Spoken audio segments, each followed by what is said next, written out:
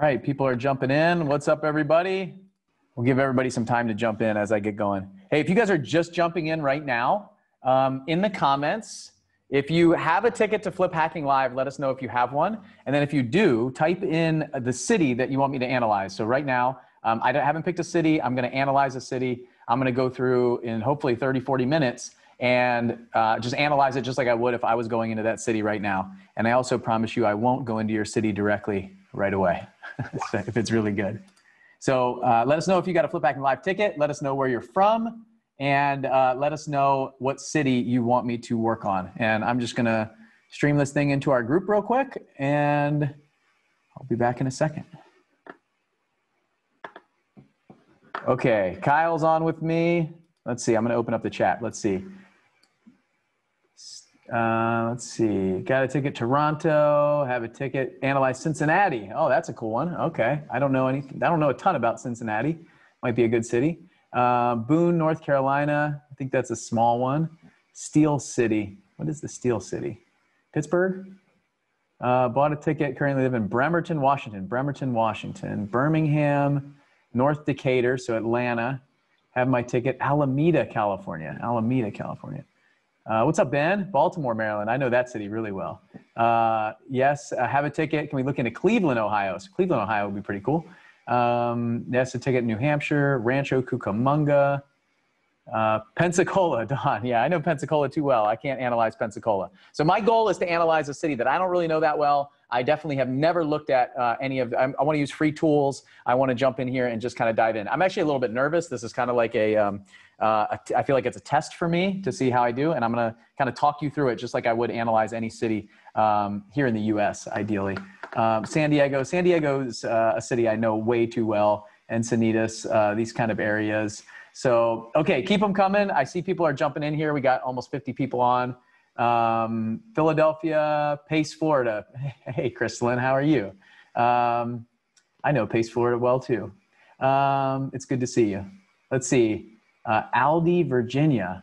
Hyattsville, Maryland. Okay. I'd like to do like so these are like suburbs of bigger cities. I'd like to do something. So I've got Cincinnati as an idea here. I've also got Cleveland, Ohio as an idea. Let's see. San Diego, I definitely know too well. What's up, Dave? Dave's here from Phoenix. Charlotte, North Carolina, big city. Mobile, Alabama, I probably know too well. Raleigh, North Carolina. So, all right, throw them in. Give me some big votes. We're going to decide here in a second. Kyle, what do you think?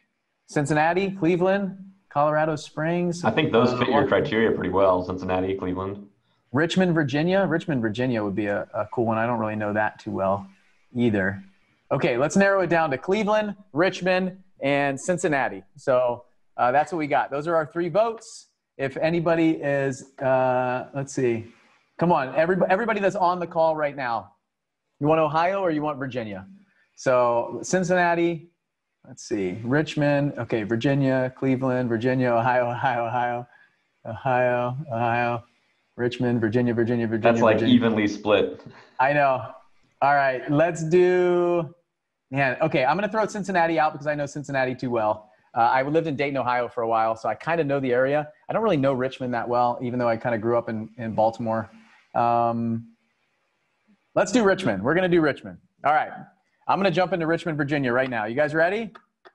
All right. So, hey, before we get started, I just want to give a couple updates. I spent this entire week, we talked about Flip Hacking Live in the beginning. These are Flip Hacking Fridays. Everything right now we're talking about kind of Flip Hacking Live. Obviously, like we got these new clothes and stuff like that in. It's awesome. These shirts and all this swag stuff in our store. So I'm getting really excited about it. I talked to all the speakers this week and I'm incredibly pumped up. I'm going to share, I don't know, in a little bit kind of what we're going to be talking about, the structure of the event, but I basically got all 24 speakers lined up. I'm still negotiating some of the bigger speakers, the keynote speakers that we have coming in, getting their contracts settled and get them paid. And then we also are launching today our VIP upgrade, like the all access pass, VIP behind the scenes type stuff. So I'll talk about that today too. But let's jump into this. So here's what I need to do.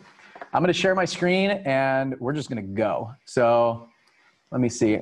Let me share my screen. And I'm going to go really fast. I'm just going to go through just like I would if I was analyzing.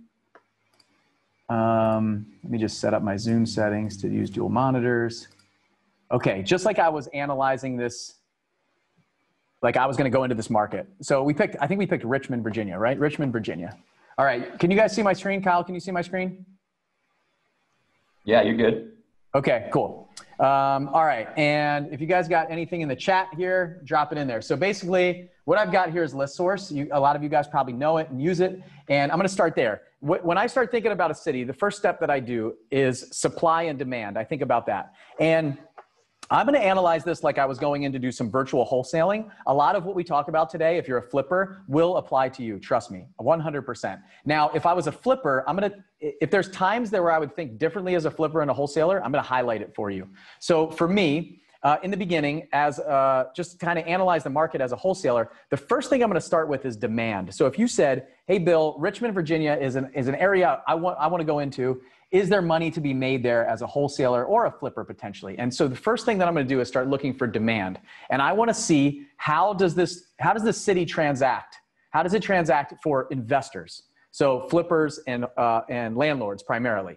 And maybe some Airbnb buyers, things like that, developers, new construction. But as a flipper, what I would want to look at is I would want to look at the MLS data. I would want to look at what's sold recently. So I wouldn't go to list source first.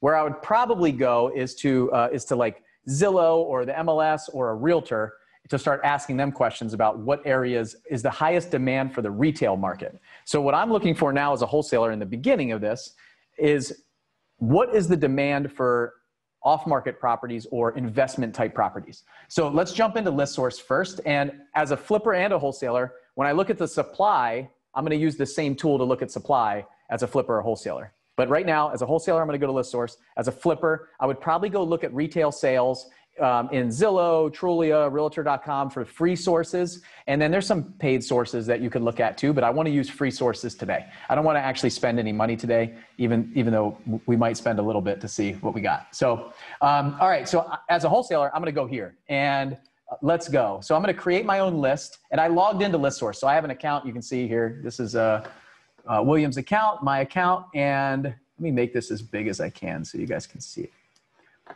All right, so the first thing I'm gonna do is geography.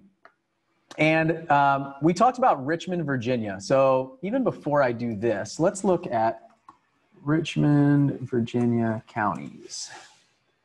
So I kind of want to see the county map because if I just put in the city of Richmond, I might not get everything that I need from that. So let's get to know Richmond, Virginia a little bit better first.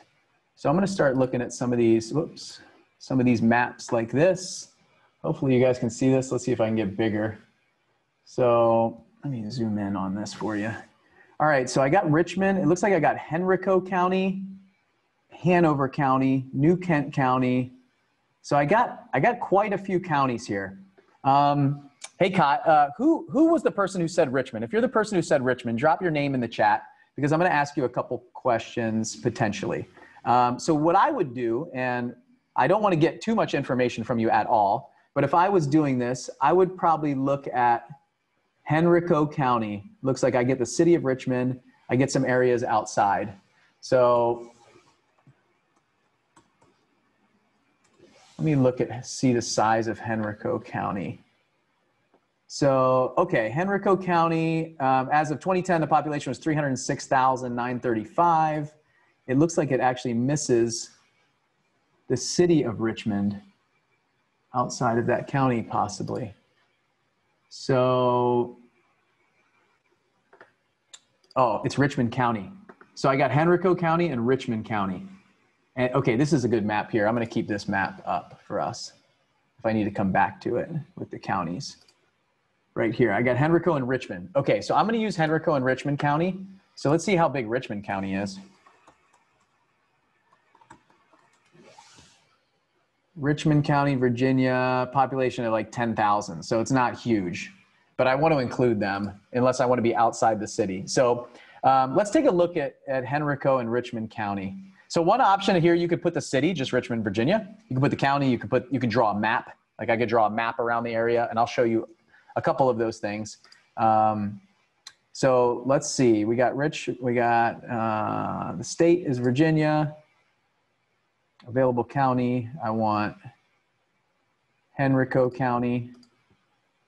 and I want Richmond County. And maybe I don't want downtown Richmond, but right now I'm going to check it out. So right now it's telling me I've got 110,000 names in here. So that sounds about right. That's probably about 400,000 people. If you think there's, 4 people in a household or something like that. These are the number of homes that we have here. So remember, I'm looking at the demand now, right? So I'm looking at the demand for off-market properties. So the next step that I have, now I've got this county, and this geography could be anything. It could be Richmond. It could be a map-drawn area. When I got started, I drew a map. I knew where I wanted to be. So if you know the city really well, you could draw a map. Remember, I don't know the city. So I'm actually trying intentionally not to look at certain things right now. And this is the big picture overview at first, and then I will dig deeper. So I'm not gonna go super deep today, but I'm gonna give you the high level overview of what I'm doing. So I realize I'm already 10 minutes in, so I got to speed up. Okay, so I want absentee home. Remember, I want the demand. I want absentee owned homes. And so here's the demand. I want to trustee owned properties. I don't really care. Corporate owned properties. So the reason I picked absentee is I don't want people that own their house. I want to know how many people are buying investment properties. So they don't live there. And if you live in a second home type market, like the coast of Florida or something like that, you got to be careful because it might include just people that live in another state that are buying a vacation home. I don't think a lot of people are buying vacation homes in Richmond, Virginia. So most of these people are probably flippers and landlords that are buying non-owner occupied homes. So this is corporate owned means in an LLC or not in an LLC. So I'm going to come back to this right now. I'm going to put only corporate owned, and I'm going to see what that does. So right now, remember, we have only corporate owned. So non-owner occupied, only corporate owned. And now I'm going to go to some demographics of what I'm looking for. So, by that, I mean the property. So I want property type next. So what kind of properties am I looking for? I'm looking for, I usually click 1 to 4 unit residential. So I got townhome, duplex, triplex, quads, single family, condos, planned urban developments. And the mobile homes are something that people might add. So 3595, maybe there's a lot of mobile homes. And you can see there was only 1 mobile home on this. So not a lot of mobile homes in these counties. Condos, people might not want condos. So if you're not gonna flip condos or you're not gonna market to condos, don't include it here. So 3596, let's see where it goes. And I can just watch this number change. There's only 200 condos that were in these two counties, non-owner occupied. So you can kind of mess around. You can put just single family residential. One thing that I usually check, and here's a little hack for you, this residential other. So we're at 3289. And if I add residential other, it goes up a significant amount, 1,500 houses or properties or parcels or whatever it is right here. So one thing you might want to look at is this residential other section when you're doing this for yourself. I'm going to remove it here because I'm probably going to buy something. But this could be something I'll give like down in Pensacola where we are, this residential other a lot of times now they're vacant lots because they were typically houses that got knocked away by the hurricane. I found in all of my marketing and analyzing the numbers and things like that is a lot of times those properties. So if you're a land investor, residential other might be something that you look into because right now it doesn't quantify here as vacant land, but doesn't have a house on it anymore. So we found that a lot as we were marketing down there. So one example, you want to dig a little bit deeper on that. Okay, so I also want the last market sale date. So I don't want to know what's happened forever. So this is what's happened forever. I only want to know what's happened in the last 6 to 12 months probably. So what is the demand right now? So I typically let's start with last 6 months and see what we've got. So remember, these are non-owner occupied homes that were purchased in the last 6 months. So they've been owned for 6 months. This is a flipper or a landlord that's bought in the last 6 months. Right now I've got 96, right? So not a ton. So that's telling me right now, and remember, this is only in LLCs. So now I've got non-owner occupied homes that were purchased in the last 6 months. They're residential properties, 1 to 4 units residential. Let's go to the last year. Let's analyze the last year and see what we get. 96, 250. So an interesting thing that's happening right now is you may not have the last 4 or 5 months that have had a lot of off-market properties being purchased. Just because the inventory is really low right now, less sellers are selling. So that may be a reason why we jumped so much when we went back 12 months instead of 6, because of the coronavirus stuff that's happening right now. It's timely, right? So think about all of the factors that are in play here. So I've got 250 names. And so now the other thing that sometimes I look at, like here's something that people get wrong a lot of times, is they're only looking at 100% equity. So sometimes people will just put this because they're like, I want cash buyers, just cash buyers, right? So let's see what happens. That list of 250 that I could have bought goes down to 63. So 187 of these people didn't pay cash. Now, you might lose a good investor because they're using hard money or private money and they have a mortgage on their property. So that's a big problem. So I actually don't recommend you put 100% cash in here because it doesn't mean they're not cash buyers. I still want buyers as a wholesaler that use banks, that use hard money lenders, that use private lenders. I don't need somebody just show up with cash to me. They're still buying with cash. So that's a big like no-no that a lot of people do and teach. So, okay, I feel good at this point. Some other things you could do is last market sale price. So if there's really high priced properties, you might not want to include them and skew the numbers and things like that. But I feel good here. So now I've got this 250 names. And remember, these are LLCs. So just LLCs, so only corporate owned. Now, if I want no preference, or let's say we got 250 corporate owned, and typically what I do here is I take a sheet of paper and I write down, okay, I got Richmond and I've got LLC, 250 in the last year. Okay, so I've got that number. Now I look to exclude the corporate owned. Let's see how many people are buying in their own name. Non-owner occupied, last 12 months in that area. Okay, so I got personal name, 335. So if I put no preference, I'm gonna get that total, right? 585 it should be. Okay, 585. So now I'm saying, okay, the last year I've got about 600 properties just in these two counties. It's about 400,000 people in these two counties. I could go bigger and further out, right? So that's not bad. 585 people is properties in the last 12 months is not too bad in my mind. There's money to be made here for sure. It's not like 50 or 100. And so I typically want somewhere around the, around the 1,000 mark in the last 12 months. So probably what I'm thinking now as a wholesaler is I want to go out a little bit further. Maybe this isn't a big enough area for me. Maybe Richmond County is not the right thing. So I'm starting to think about what do the other outside counties look like, because that place is broken up into quite a few counties, I noticed. So maybe you want to go a little bit bigger and get, instead of 400,000, you're getting closer to 800,000 population or 1 million or 750, something like that. We make over $1 million in counties and areas that are only 500,000 people. So it's doable in a smaller area like this. So let's see. Now, the next thing that I want to do here is I want to go take a look. So I got all these 585. I got no preference. And I actually want to click purchase the list. And so I've got them all. I've got owner occupied. I've got personal names and LLCs now at my 585, my total. Last 12 months, residential properties. So at this point now, what I want to do, and this is, so I'm in my ListSource account. You can see, if you guys don't have a ListSource account, you can create one for free. I'm doing all this stuff for free. I'm not actually going to buy this yet. So all this stuff is free right now in ListSource. So I click remove duplicates. So remember, I've got 585. And the next step I want to see is how many people are buying multiple properties. And I can see that for free right here just by clicking this. So we went from 585. Let's see where we get to. So it takes a little bit of time because it's analyzing the address. So down to 477. So not a lot of people are buying multiple properties. So if that number, usually I like to see that number get cut in half when I do this. And when I see that number get cut in half, that tells me, okay, there's some people buying in volume here that I can move property. They want to buy more than one. So this is interesting. We've had more mom and pops, like personal name type investors, 335, 250 LLCs. I suspect most of those numbers that got cut in half are probably the LLCs. So most of the cities that we run, like in the areas we are, it kind of gets cut in half. So there's a lot of people, and some people are buying 15, 20 properties themselves. That's pretty rare here. It doesn't look like this area is transacting as heavily as I would like it to. So I'm going to remove the duplicates again. I'm going to uncheck that. It's going to go back to 585 again. And while it does that, the next step that I want to do is I actually want this information. So I can get this information for free. I can't get the names, I can't get the addresses, but I can get the data. So now I'm going to go purchase partial list.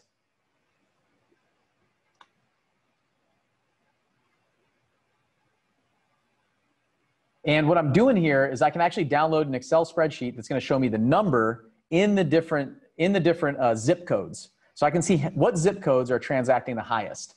And if I don't have a lot of money, I'll talk about how I would go into this area without a lot of money too.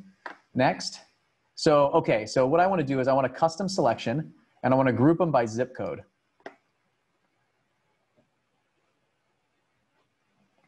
Okay, so right here, I can see the zip codes. So how cool is this? This is free, right? I got the 585 buyers. I've got the zip codes so there's one transaction in this zip code, 5 in here. And so what I do at this point, and I'm gonna walk you through it. And man, I'm already at 20 minutes. So I'm going to email this report to myself. I'm gonna take it off screen. I'm gonna email it to myself.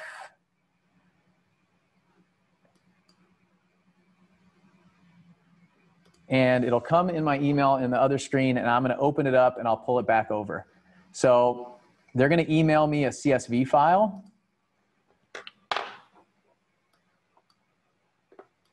Okay, I've got it. I'm downloading it. I'll open it up and then I'll bring it into the window in 1 second.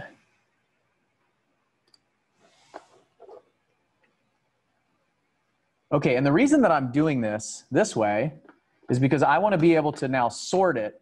Okay, so I'm gonna bring it over here so you guys can see. I've got these zip codes right here. I've got the numbers, and I just got this from ListSource. Just emailed me a second ago. No tricks up my sleeve. I didn't even know we were analyzing Richmond. So I'm gonna zoom in on this. Okay, so now I can see the zip codes that are transacting the highest. So what I'm gonna do is I'm going to sort this data.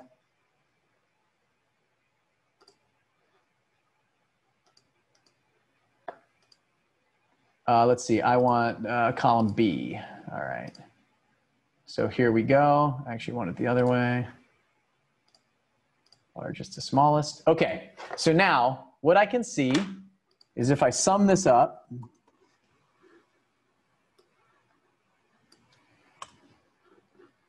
I can then take this, divide by this, I can get the percentage.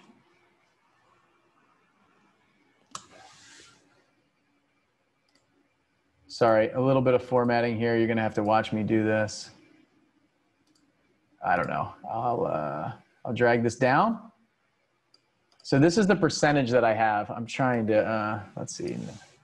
There's probably like Excel geniuses that are yelling through the screen right now. Oh, there we go. Format cells. I want this in a percentage. Okay. So if I just want like the top 30%, I could look at these 3 zip codes alone. But you can see, you don't want to spend a lot of time down here. Like these are the areas that are producing 2, 3, 5%. You want like the top like 60, 70% of deals and see what zip codes they're operating in. So now I'm gonna start analyzing these zip codes. I don't know if I have time on this call right now to go in as deep as I wanted to, but 23228. So like now I'm gonna go figure out like these 2 zip codes, or these 3, 4, 5, 6 are producing 10, 20, 30, 40, 50. This is 60% of the transactions that are happening right now. That's the whole 80-20 rule, right? Like, can I just market to these? So now what you have to ask yourself is, what's going on in these zip codes? Like, what kind of zip codes are these? What's the supply look like? We know what the demand is. Demand is high in these areas, in these zip codes. So now I have to say, what's the supply look like? Is this zip code really big zip code? And that zip code that has 16 down there that's only got 3% is a really small zip code. So actually by volume, they're producing more flips and properties and things like that. Like what's the makeup of each of these zip codes? So let's go look. 23228. Let's see where that is. So I'm going to open another window. So I'm going to look at this zip code. 23228. Here's the map.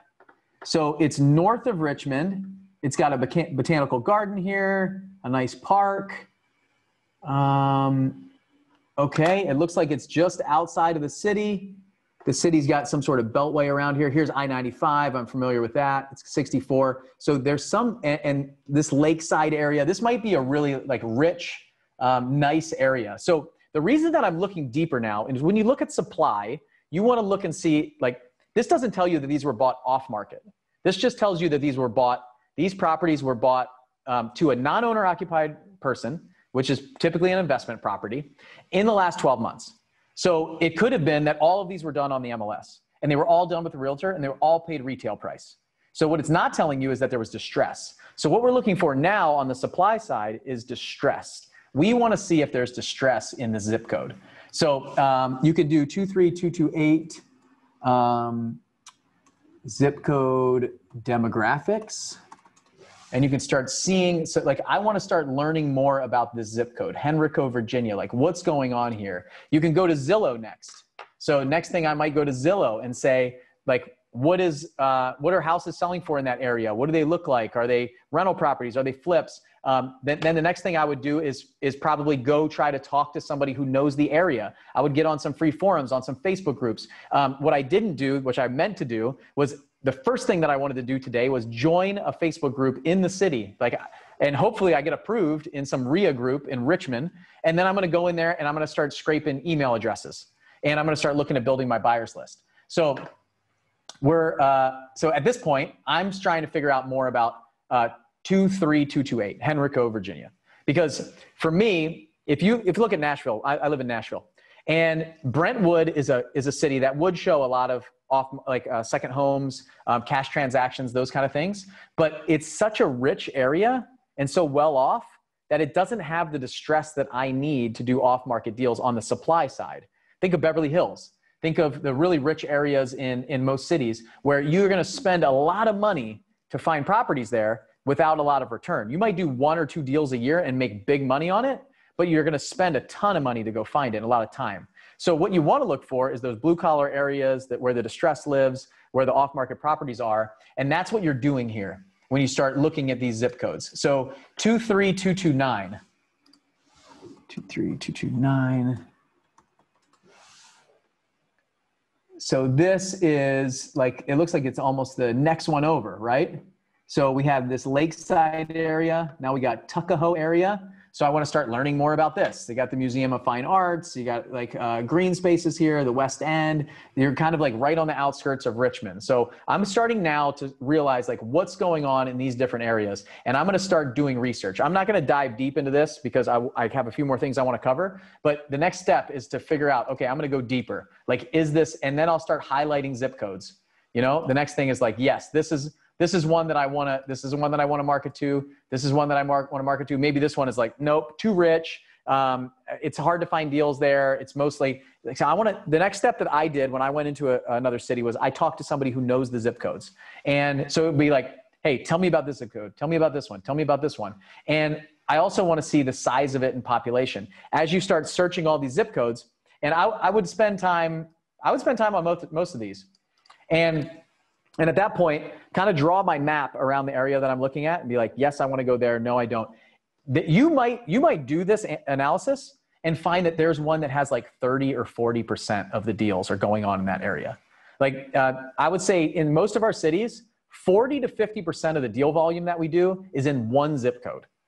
And so that's crazy. If you can find that honey hole, you only need to focus there. As you're getting started, what I was talking about when I didn't want to spend a lot of money on some marketing, or I want to own a zip code, start there. If you can make 30 or 40% of your money, just go all in there. Spend all your time there in that new area that you're checking out or trying out.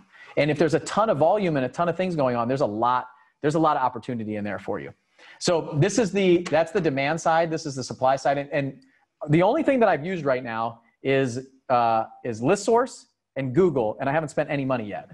So the next thing that I'm going to do is I'm going to buy this list. So for me, this list only costs $17. We have a great deal with ListSource. It's 3 cents. Kyle, if you can throw in the chat, if anybody wants to get our deal, you guys can get our deal with ListSource.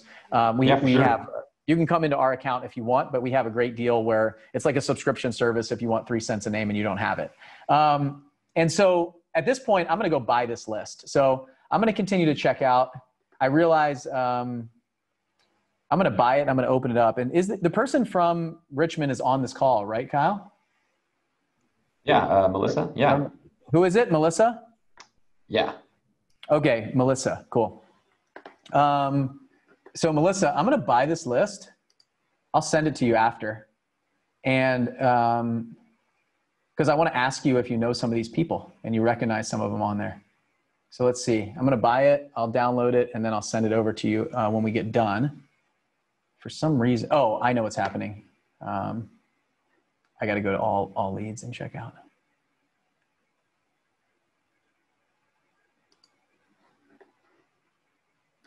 Okay, anybody have any questions while I'm going here, like buying this list? Because I want to open it up and I want to show you what this list actually looks like. I think it'll be helpful for a lot of you. And by the way, when you buy it, do not click remove duplicates, because I want to show you how many people are on this list. Like how many people bought 5, 6 properties, 10 properties, because then I'm going to go after them first. Kyle, have there been a ton of questions that I've missed? Oh, no. I think everyone is mostly just focused on what you're presenting right now. And we'll be taking questions here soon. So I just saw one that says, how do you find out if there's distress? Any websites, or mainly just talking to people? So the distress, the next thing that I'll look at for the supply side is I want to look at the demographics of that area. I want to look at like what kind of jobs, what are the price points, what's the rent like? So then the next step is like, this is the high level overview, and then I go deeper. So it's like because remember, what I'm doing right now is I'm just determining, is Richmond, Virginia a good area that I even want to start going deeper? I might analyze 4 or 5 of these in a day and pick my favorite one, the one that transacts the best. I probably would, at this point in this analysis, I would say, I'm not sure. Like, I know that Richmond is a big enough city. I know there's definitely deal volume there, but I didn't find it in the 2 counties that I just looked at. 585 is not enough for me. So now I need to do a little bit more research. So I might go to a forum or something and say, hey, anybody that's in Richmond wholesaling, like, you have some time? Or I would look a little bit more, since there's so many counties. What I didn't do is look at how far, like if I drive an hour north, east, south, and west, what counties would I get to? Because that's kind of the range that I would go, like the hub, and go out, 30, 45 minutes each way, maybe an hour, depending on how far I was willing to drive. And now that we're closing over the phone a lot more, I just want to get them on. I can just get them on the phone. But where are people buying? Like, where does it start to trail off into too big of a suburb, and then go more like country outside of there?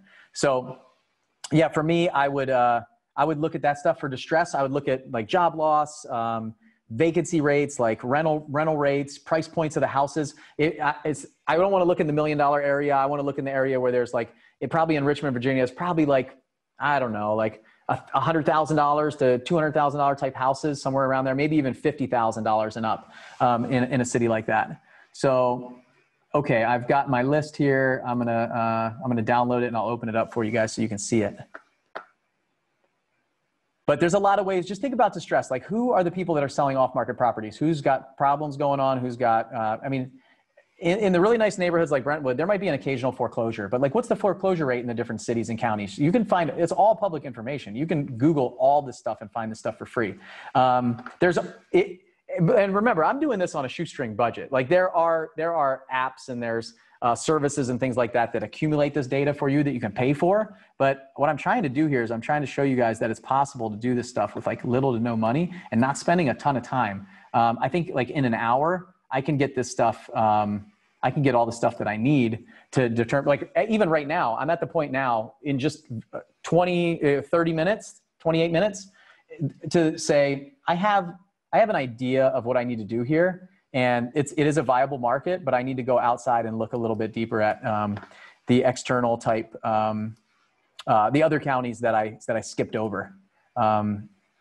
Okay, so I got my list here. I'm gonna go back to my dashboard, and I'll open up this list so you guys can see it. Now, there are gonna be some things on here.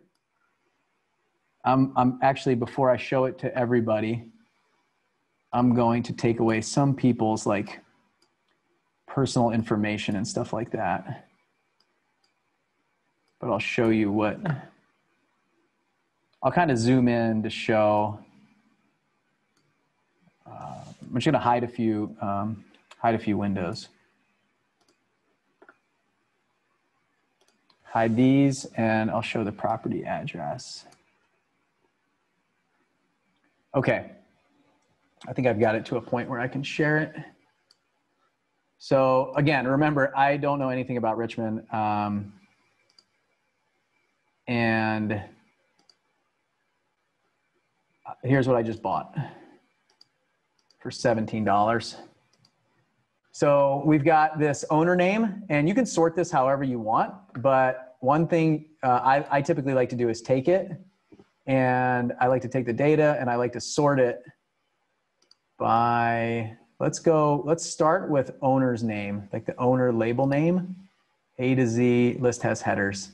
So now we've got these label names. So you can see there's a bunch of LLCs, personal names. So you can see here's somebody who bought 3. Remember, this is in the last year that this was purchased, and who it is. So I'm just gonna hide a bunch of this stuff so you guys don't have to see all this repeat data. Actually, before I do, let me show you a couple tricks. So here's the owner's first name, and here's the second owner.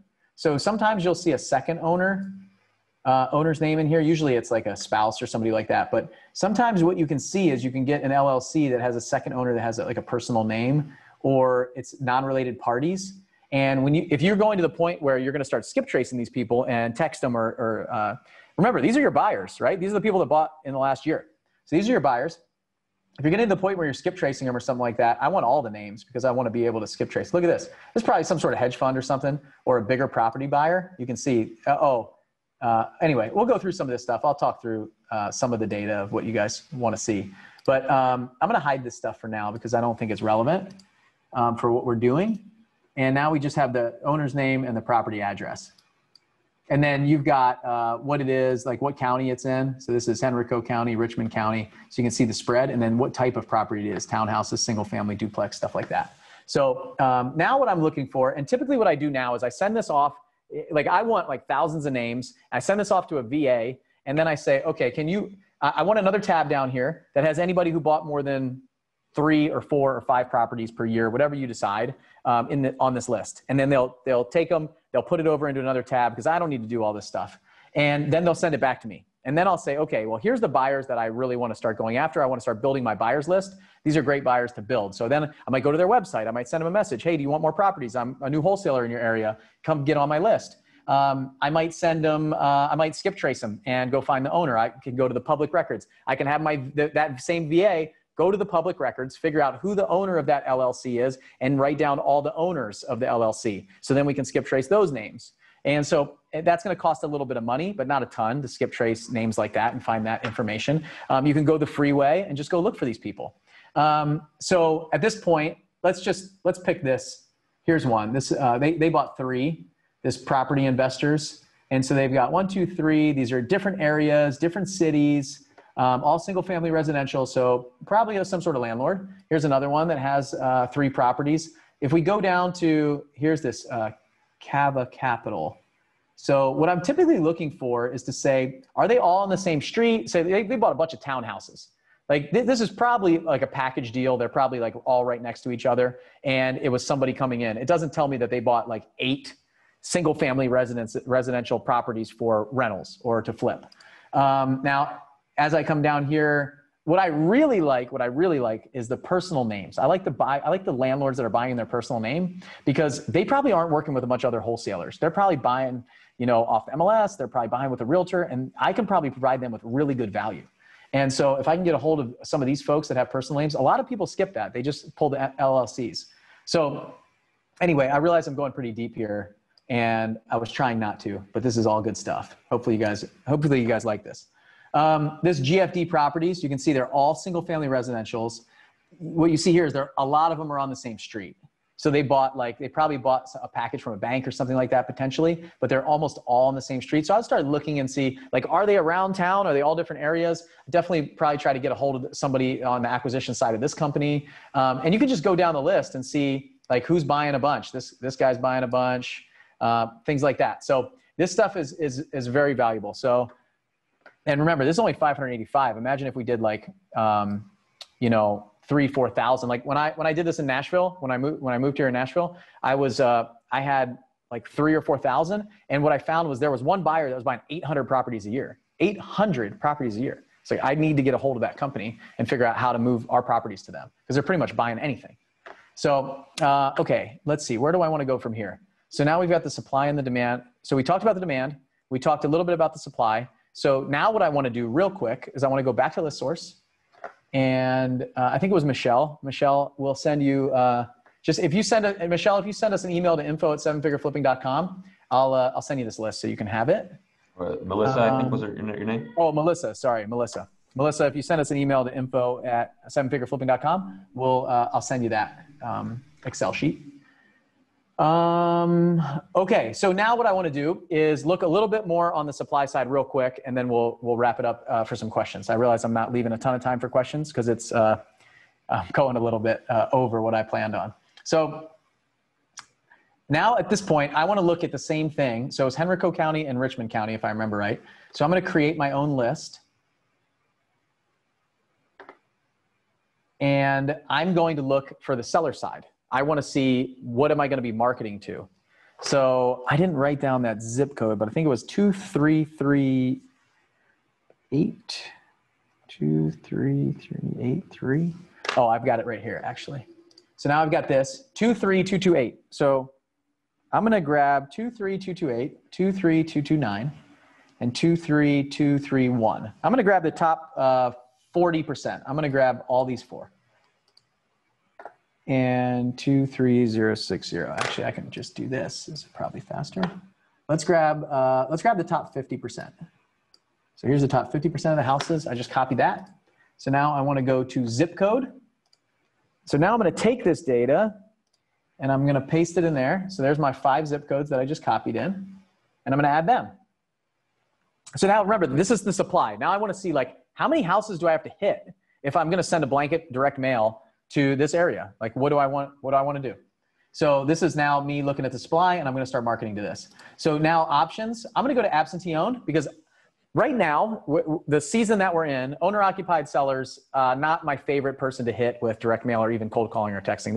They're just slower to move right now. Absentee owned, like landlords, they're more interested to sell. They're ready to sell, potentially. Right? And remember, you might be thinking, well, you just pulled that list. Well, we didn't really. We pulled the last year purchase. The guy who bought in the last year or gal who bought in the last year is probably not ready to sell today. They're probably not pissed off enough at their at their tenants. Their tenants, maybe they're not paying rent, but it's only been 6 months or something. So, so at this point, I do want to exclude corporate owned. I don't want to market to LLCs. It's pretty rare that an LLC, like a flipper or a landlord, are going to be that's owned in an LLC are going to be talking to us. You might find some landlords and things like that, but I usually exclude these folks. So I got absentees. I don't care if it's trust owned. If it's trust owned, it's okay with me. And I'm excluding the corporate owned.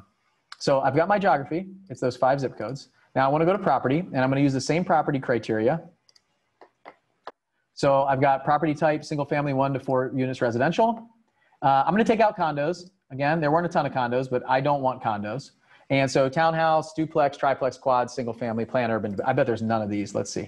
7988, 7988. Yeah, it's pretty rare that you get those urban developments in there. So, okay, we got property type. And now what I want to look at is I want to look at equity percentage. So I am going to market to high equity. So let's just say 50 to 100% equity. It's probably high. Let's go 70 to 100 and see what we get. So at this point, now I'm looking at my budget. I want to say, like, if I'm going to send direct mail, how much direct mail can I afford to send? Or if I'm going to skip trace and I am going to cold call or text, like, how much do I want to spend? So I'm going to take my budget and I'm going to work back to the numbers that I want to get here. So at this point, let's actually, you know what? Let's move out of equity just for right now. And I'll tell you why. I want to get all of my criteria in, and then I'll dial it in on equity. So one thing that people do a lot of times is the last market sale date. They'll go like 10 years and longer, like they've owned it for a certain period of time, 5 years and longer, something like that. You can absolutely do that. Length of residence, you could use this criteria. So I try to put as little number of filters on here as I can. Typically what I want is I want the property type and I want the last market sale price. Or yeah, so I want the like how much this house is worth. Like about that. I don't want to do $1 million. So here's what I use actually, total assessed value. So remember, total assessed value is typically what it is in the county records. So let's just say I don't want to go over $200,000. So I'm going to take unknown up to $200,000 assessed value. Typically assessed value is less than the actual ARV of the property or value of the property in most cases these days. And so now I've got total assessed value up to 200,000. We dropped about 2,000 people there. So at this point, now I'm going to go back to equity. So I've got my zip codes, my 5 zip codes. I've got absentee owned homes. I've got no LLCs, just personal names. I've got 1 to 4 units residential without condos. And I've got a total assessed value up to 200,000 and unknown. So you can see, and you can see here, they have 3,000 unknown assessed values. I want that in there because there's usually some gold in there. And we'll talk about that in a second. So now let's go from 70 to 100. And I realize I'm kind of showing you how I would pull my list to market to them. The other thing I want to do is I want to see how many unknowns there are. So we're at 1,000. There's 2,000 unknown equity properties, absentee owned equity properties here. So keep that in mind. We do market to unknown equity. I typically split it to test it for a while and say, are there deals in there? What's the equity showing up as when people call us? Are they underwater? Do they have equity? But that tripled my list, right? I had 1,000. Now I've got 2,000 more people that I have to market to or skip trace. So this could be something that you take out in the beginning if you don't have a lot of money, but this is something that we absolutely use, and we've used it for years, and it's been fruitful for us in our city. I won't say that every city is the same. So maybe you just want to market to 70 to 100%. So now I got 1,000 of these. 1,000 of these names. So what I'm trying to do here before buying a list like this is I'm trying to see if I was going to market to those 5 zip codes, and this is 50% of the deal flow that goes through in just those 5 zip codes. All the rest of them I could leave off, or maybe I want to go to 3 zip codes or 2 zip codes. Where's my world? Like how big is my world, and how much money do I need to spend to get to them? So that's kind of the structure of what I do when I kind of look at the list source supply side. And then remember, I'm also want to find out about distress. I'm assuming that I've already looked at those zip codes and said, those are the ones that I'm going to go market to. Now, how big is the world there? So now I know if I add unknown and I do my typical list, unknown 70 to 100, maybe I want to go 60%. Maybe I want to go 50. And I start tweaking the numbers. And all I do is I just see what happens. Like it can go up. And now at this point, what I want to do on this list, and I don't want to miss this, I'm about to wrap up. But on this list, when I go to purchase list, what I don't want to do, remember we talked about before on the demand side, on the buyer side, I wanted to keep the duplicates because I want to know how many of those buyers there are. I don't need to know that someone owns 40 houses. It's possible, but this is going to greatly reduce my list size and cost. So if you have 3 cents a name like we do, it's probably not a huge deal to buy the list and see like that seller has 40 properties. I want to talk to that guy or gal. I want to call them. Maybe when they want to sell 1 or 2 of them, they'll talk to me. But if you remove duplicates, you can say, if you're doing a big list like us, like 150,000 names or 200,000 names or 500,000 names all around the country, you're going to want to reduce this and only because I only need to send 1 piece of mail to each person. But again, look, my list was $100. Now it's $76. So it might be worth paying $24 to figure out that, that one person owns 100 properties. And I want to get a hold of them and see if maybe one day they want to sell. I can build a relationship, take them for coffee, things like that. And then I can send it to my VA, or very easily in Excel, you can remove duplicates in your Excel list and not have to mail to all those people over and over again. So it went to 2560 from like just over 3,000. So knocked off about 500 names, and that can reduce your cost. For us, we send postcards at about 32 cents with our vendors. So that knocked off over 800 people actually. So that's going to save a significant amount of money by not mailing people multiple times. So, okay, hopefully I passed the test. Let me see, I'm going to stop sharing my screen. I am going to say that this is just a high level of how you can use free. I didn't even jump into Zillow. I had Zillow open. I was going to jump into it. And the reason that I sometimes go in there is I like to look at the school ratings. I like to look at some of the demographic, like how much the houses are going for in that zip code. You can type in a zip code and you can see the data there. I just kind of ran out of time to go that deep. But overall, I'd say this county, I would want to grab some other counties, but I mean, it's definitely a viable area to go flip or wholesale in. And on the flipping side, remember, the demand typically comes from the retail buyer. The demand from a wholesale side comes from a wholesale buyer, like a flipper or a landlord, to come in and buy properties from us. So that's the idea and structure behind what I would do here. So, okay, I'm going to take questions in a second, but before I do, I want to, here, I actually pulled up some stuff. I want to talk real quick about this. Okay, I'm going to share the screen again. So we just launched this VIP. So actually people don't even know about it. So first of all, Flip Hacking Live is our event, October 15th, 16th, and 17th. It's an amazing event. We put this kind of stuff I'm talking about here is like, we go as deep as possible on this 3-day event. We have 24 speakers that are going to come speak, and it's absolutely amazing. So you can go to fliphackinglive.com right now and grab your ticket, but I'm going to give you guys like something really cool today that you guys can take advantage of. So we've got this Flip Hacking Live VIP upgrade that we just launched. It's like behind the scenes, all access pass. I think the coolest thing about this is, since it's a virtual event, for those of you who are new to our world, it's going to be virtual this year. We're building out a studio in North Carolina that we're going to fly to, and we're going to present the event live. I'll be there live. A couple other folks will be there live. I'm bringing in some of the keynote speakers live to present from stage. But you don't have to worry about the coronavirus, the travel, the plane ticket, the hotel, all that stuff. So right now, tickets to Flip Hacking Live are $297, and then you have the option to upgrade to VIP for $497. So we just launched this. What I love about it is we're gonna give all the videos, like the full videos. I've gotten every keynote speaker is allowing us to use to give you guys their video if you're VIP, all access pass. And so between 30 and 60 days afterwards, we'll be launching the videos and giving them to you guys. So in the event that you had to miss a session or something like that, you'll have access to it. We also have a private strategy session, so a 15-minute kind of like one-on-one coaching that we'll do via Zoom, and you guys, the VIPs, will have first access to that. We only have very limited space for that over those 3 days, so I only have about 5 people that are going to be doing that. So the VIPs will have first access. I'm sure that it will fill up by the VIPs. We also have the first night, we have this cocktail hour. So me and one of the keynote speakers, I'm working on the contract with him to stay with me. It's kind of like I don't know.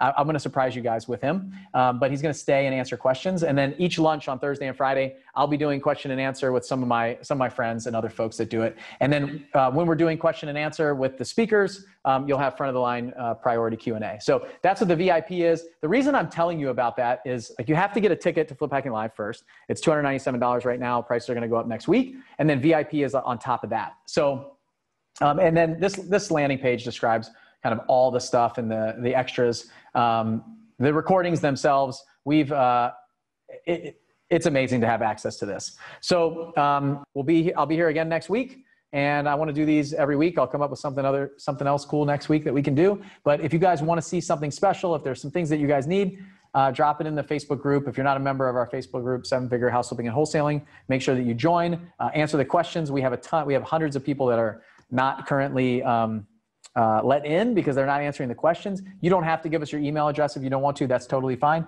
But just answer the questions. Let us know that you care. Just don't say yes, yes, yes, yes, yes. And so we'll let you into the group, and let me know what you guys want to hear next week, because this is something I just came up with. I thought it would be cool. I thought it would be fun. I thought it would be a good test for me. And hopefully it was helpful for all of you out there to see kind of how to do it and what you need to do. So don't forget, get your ticket to Flip Hacking Live, fliphackinglive.com. It's going to be an awesome event. It's all virtual. You don't have to worry about being away from your family, doing all that stuff, getting a plane ticket, hotel, all those things. But spend the 3 days with us. Like, set aside the time, make sure that you turn things off, make sure you focus and you're there with us, because it's going to be an amazing event. So have a great day. I hope you guys have a great weekend. I'll see you next week. Bye.